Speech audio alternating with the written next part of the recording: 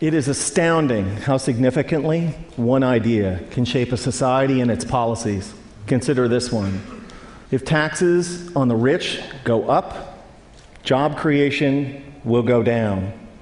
This idea is an article of faith for Republicans and seldom challenged by Democrats, and has indeed shaped much of the economic landscape. But sometimes the ideas that we are certain are true are dead wrong. Consider that for thousands of years, humans believed that the Earth was the center of the universe. It's not, and an astronomer who still believed that it was would do some pretty terrible astronomy.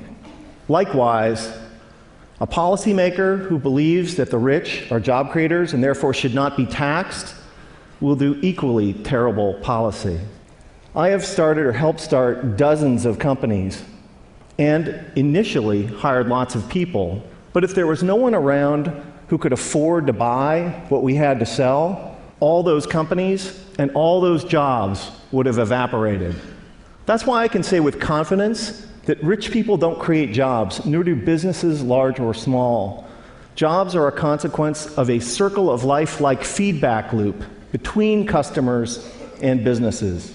And only consumers can set in motion this virtuous cycle of increasing demand and hiring.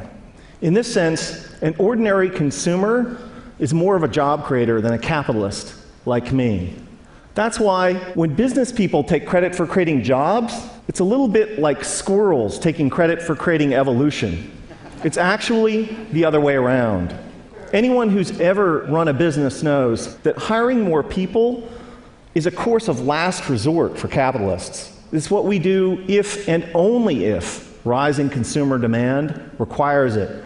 And in this sense, calling ourselves job creators isn't just inaccurate, it's disingenuous.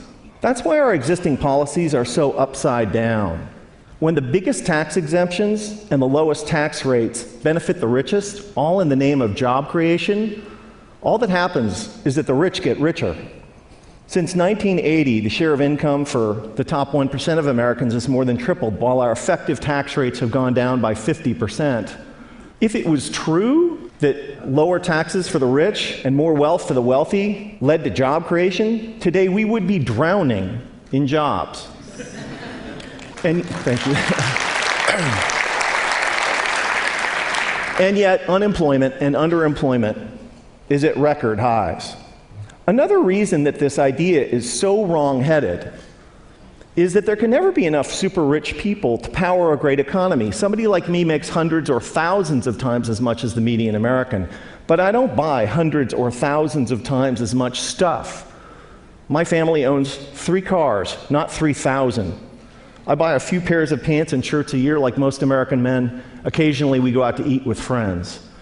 I can't buy enough of anything to make up for the fact that millions of unemployed and underemployed Americans can't buy any new cars, any clothes, or enjoy any meals out.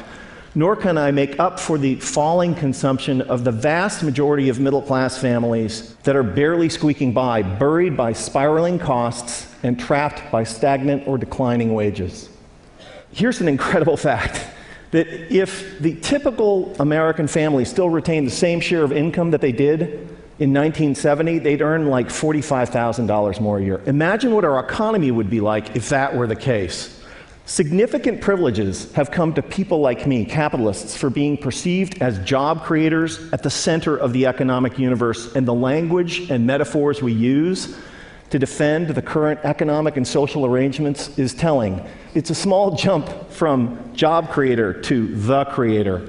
This language obviously wasn't, this language was not chosen by accident. And it's only honest to admit that when somebody like me calls themselves a job creator, we're not just describing how the economy works, but more particularly, we're making a claim on status and privileges that we deserve.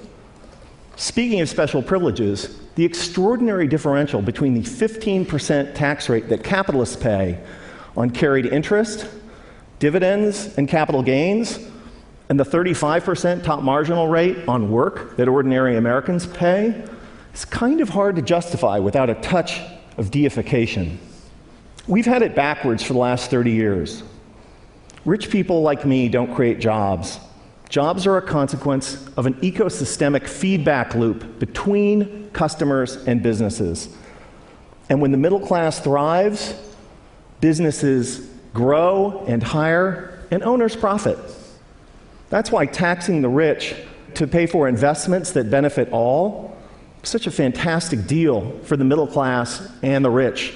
So, ladies and gentlemen, here's an idea worth spreading. In a capitalist economy, the true job creators are middle-class consumers. And taxing the rich to make investments that make the middle class grow and thrive is the single shrewdest thing we can do for the middle class, for the poor, and for the rich. Thank you.